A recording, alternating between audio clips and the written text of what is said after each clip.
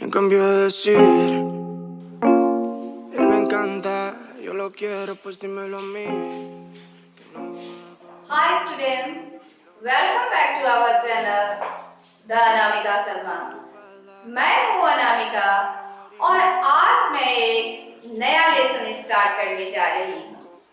So friends, अगर आप channel पर नए हो तो सब्सक्राइब का बटन जरूर दबाना और उसके बगल में जो बेल आइकन है उसे दबाना ना भूलना, ताकि आप हमारे आने वाले सभी लेटेस्ट वीडियो देख पाओ। तो चलिए शुरू करते।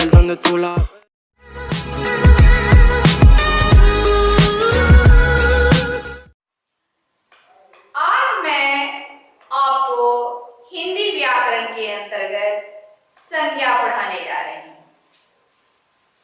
संज्ञा के बारे में जानने से पहले मैं कविता की कुछ पंक्तियां बोलना चाहती हूँ। ध्यान से सुनिएगा। हरी दूब पर ओस की बूंदें अभी थी अब नहीं है, ऐसी खुशियां जो हमेशा मानव का साथ दे, कभी नहीं थी कहीं नहीं है। क्वार की कोख से फूटा बाल सूर्य जब पूरब की गोद में पांव फैलाने लगा, तो मेरी बगीची का पत्ता पत्ता जगमगाने लगा। मैं उगते सूर्य को नमस्कार करूं या उसके ताप से भाप बने ओस की बूंदों को ढूंढूं। तो कविता में कुछ ऐसे शब्द आए हैं जो वस्तु विशिष्ट, वस्तु, स्थान एवं भाव का बोध हो रहा है। अब जैसे इन शब्दों को लें, दूब, ओस, पांव, इसका संबंध किससे है? वस्तु का बोध करा रहा है। खुशियां, खुशियां से क्या होता है, प्रकट हो रहा है? भाव का बोध प्रकट हो रहा है। सूर्य, सूर्य विशिष्ट या निश्चित का बोध करा रहा है। मानव क्या करा रहा है? प्राणी का बोध करा रहा है। पूरब, बगीची, स्थान का बोध करा रहा है। तो जो शब्द किसी वस्तु, प्राणी, स्थान अथवा भाव की पहचान कराते हैं, वे उनका नाम कहलाते हैं। और व्याकरण में नाम को ही क्या कहते हैं? संज्ञा कहते हैं। नाम को क्या कहते हैं? संज्ञा कहते हैं। तो इसकी परिभाषा ध्यान से सुनिए कि संज्ञा किसे कहते हैं? किसी व्यक्ति, वस्तु, स्थान अथवा भाव के नाम को संज्ञा कहते हैं। अब संज्ञा के भेद पर आए कि संज्ञा के कितने भेद होते हैं। तो संज्ञा के मुख्यतः 3 भेद होते हैं। कितने भेद होते हैं? 3 भेद। 3 भेद कौन कौन से हैं? पहला है व्यक्तिवाचक, दूसरा है जातिवाचक और तीसरा है भाववाचक। जातिवाचक को भी पुनः 2 भागों में बांटा गया है, द्रव्यवाचक और समुदायवाचक। ठीक है। अब हम लोग पहले व्यक्तिवाचक संज्ञा के बारे में जानेंगे कि व्यक्तिवाचक संज्ञा किसे कहते हैं। तो इसे जानने से पहले हम लोग देख लें कुछ उदाहरण। किसी विशेष अथवा निश्चित व्यक्ति, वस्तु अथवा स्थान का बोध कराने वाले शब्द व्यक्तिवाचक संज्ञा कहलाते हैं। अब उदाहरण के द्वारा स्पष्ट हो जाएगा कि किसे कहते हैं। जैसे अभिनव अच्छा गाता है, मैं हैदराबाद घूमने गया, किसान ने गन्ने की फसल काटी, हिमालय सबसे ऊंचा पर्वत है।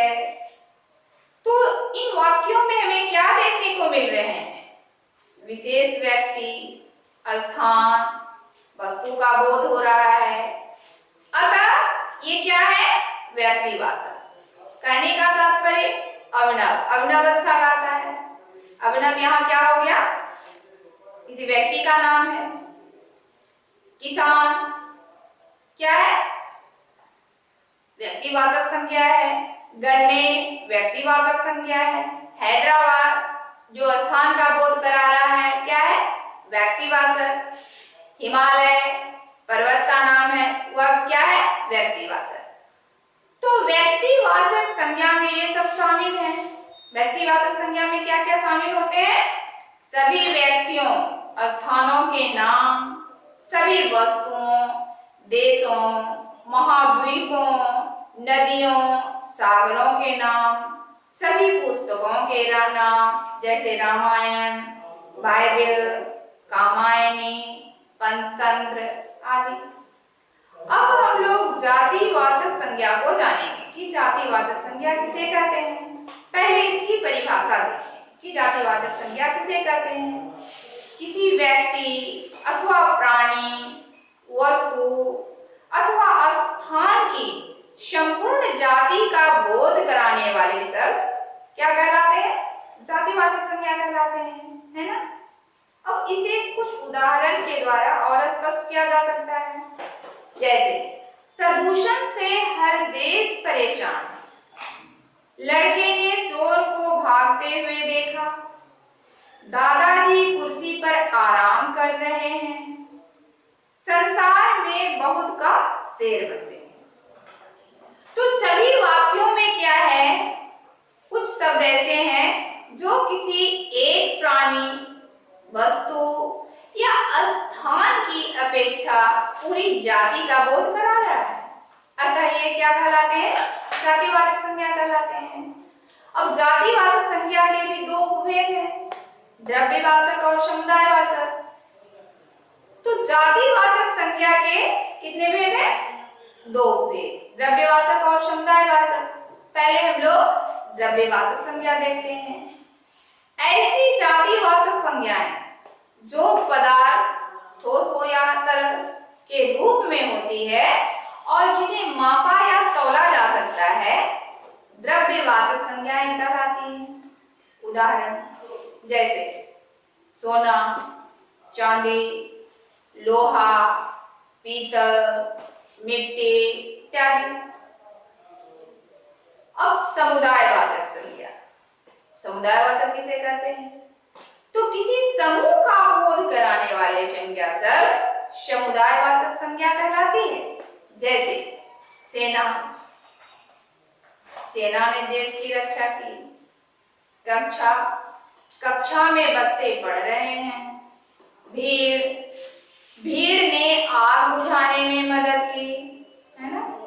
यह सब संज्ञा के, समुदायवाचक संज्ञा के उदाहरण हैं। तो द्रव्यवाचक संज्ञा के अंतर्गत आने वाली वे वस्तुएं जिनकी गिनती नहीं हो सकती, ठीक है, अतः ये प्रायः एक वचन में ही रहती है, इसका बहुवचन नहीं होता। इसी प्रकार समुदायवाचक संज्ञा शब्दों में स्वजातीय वस्तुओं के समूह सदैव एक वचन में ही रहते हैं। स्पष्ट है। अब हम लोग भाववाचक संज्ञा के बारे में पढ़ेंगे कि भाववाचक संज्ञा किसे कहते हैं, है ना। इसकी परिभाषा हम लोग जान लें। किसी भाव, दशा अथवा अवस्था का बोध कराने वाले शब्द को भाववाचक संज्ञा कहते हैं। उदाहरण, गौरी को ऊंचाई से डर लगता है। आलस्य मनुष्य का सबसे बड़ा शत्रु है। आम की मिठास सबको अच्छी लगती है। सर्दी से बचना है तो आग जलाओ। वह बीमारी के कारण कमजोर हो गया।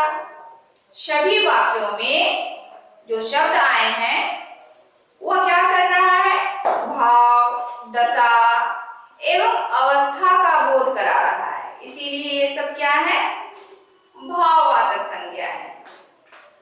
अब जातिवाचक, अब आप लोगों के मन में प्रश्न उठ रहा होगा कि जातिवाचक संज्ञा और व्यक्तिवाचक संज्ञा में के रूप में कुछ अंतर है?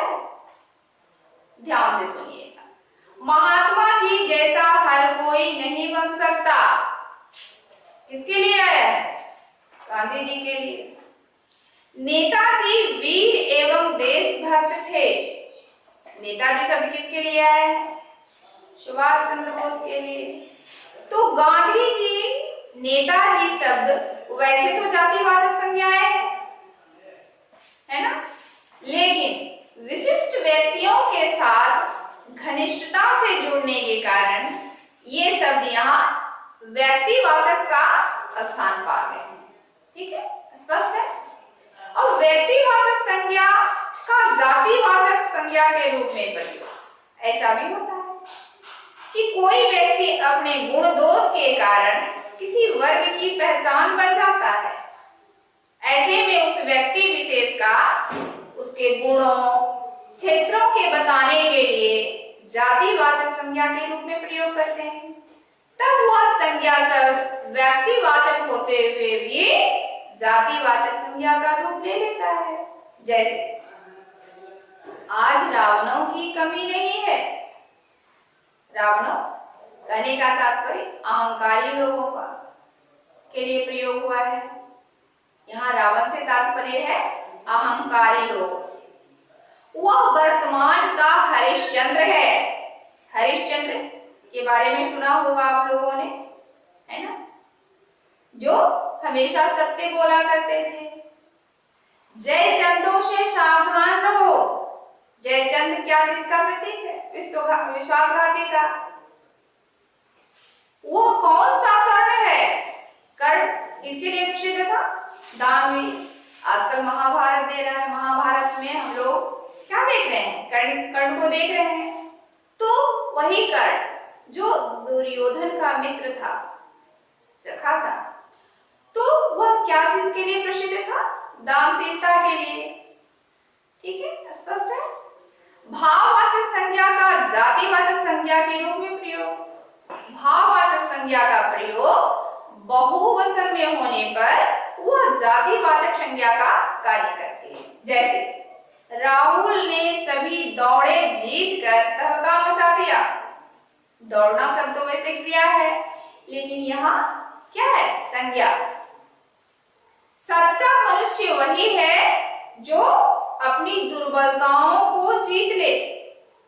कठिनाइयों में के बीच भी धैर्य रखना चाहिए। स्पष्ट है। विशेषण का जातिवाचक संज्ञा के रूप में प्रयोग। विशेषण शब्द बहुवचन में प्रयोग होने पर जातिवाचक संज्ञा का रूप ले लेते हैं। जैसे अच्छों की संगति में रहो। स्पष्ट है। दुर्बलों की मदद करना हमारा कर्तव्य है। ठीक है। अब हम लोग कुछ और उदाहरण देखते हैं। एक आध उदाहरण और देख लें हम लोग कि जातिवाचक संज्ञाओं से भाववाचक संज्ञा कैसे बनता है। जैसे मनुष्य है, तो इसका भाववाचक संज्ञा बनाएंगे तो कैसे बनेगा? मनुष्य का क्या हो जाएगा? मनुष्यता। ईश्वर का ईश्वरत्व। उसी प्रकार मित्र से मित्रता, शत्रु से शत्रुता। अब विशेषणों से भाववाचक संज्ञा की रचना कैसे होती है? अब सच्चा है, सच्चा विशेषण है तो क्या बन जाएगा? सच्चाई। भाववाचक बनाएंगे सच्चाई बन जाएगा। बुरा है तो बुराई, उचित है तो औचित्य। स्पष्ट है। अब सर्वनाम शब्दों से भाववाचक संज्ञा कैसे बनाएंगे? अब सर्वनाम मम है तो मम से ममत्व भाववाचक बनेगा। अहम है तो अहम से अहंकार बन जाएगा। स्व से स्वत्व बन जाएगा। निज से निज भी बनेगा और निजत्व भी बन सकता है। स्पष्ट है। तो हम लोगों ने इस तरह देख लिया कि सर्वनाम से कैसे बनते हैं। अब क्रिया से भाववाचक कैसे बनते हैं? अब क्रिया जैसे समझना, समझना से यदि भाववाचक बनाएंगे तो बन जाएगा समझ। ठीक है। रोना से रुलाई, जलना से जलन। अब अव्यय से भाववाचक संज्ञा बनाते हैं हम लोग। अव्यय, अव्यय है ऊपर, ऊपर से क्या हो जाएगा? भाववाचक बनाएंगे तो ऊपरी हो जाएगा। निकट है तो निकट से निकटता, करीब से करीबी, दूर से दूरी, समीप से समीपता अथवा सामीप्य, एक से एकता, शीघ्र से शीघ्रता, वाह से वाहवाही। ठीक है, तो अभी तक हम लोगों ने क्या सीखा? संज्ञा की परिभाषा, संज्ञा के भेद। कितने भेद हैं? 3। व्यक्तिवाचक, जातिवाचक, भाववाचक। द्रव्यवाचक एवं समुदायवाचक जातिवाचक संज्ञा के ही उपभेद हैं। व्यक्ति विशेष के गुण दोष बताने के लिए व्यक्तिवाचक संज्ञा या जातिवाचक के रूप में प्रयोग होता है। जातिवाचक संज्ञा व्यक्ति विशेष के लिए रूढ़ होने पर व्यक्तिवाचक संज्ञा का कार्य करती है। अनेक बार विशेषण भी जातिवाचक संज्ञा के रूप में प्रयोग होते हैं। सजीव व निर्जीव के आधार पर संज्ञाएं प्राणीवाचक और अप्राणीवाचक में भी बांटी जाती है। Thank you guys for watching this video. अगर आपको वीडियो पसंद आए तो वीडियो को लाइक और शेयर करना और साथ ही साथ उस पर कमेंट करके मुझे बताना कि वीडियो कैसा बना है। Bye bye.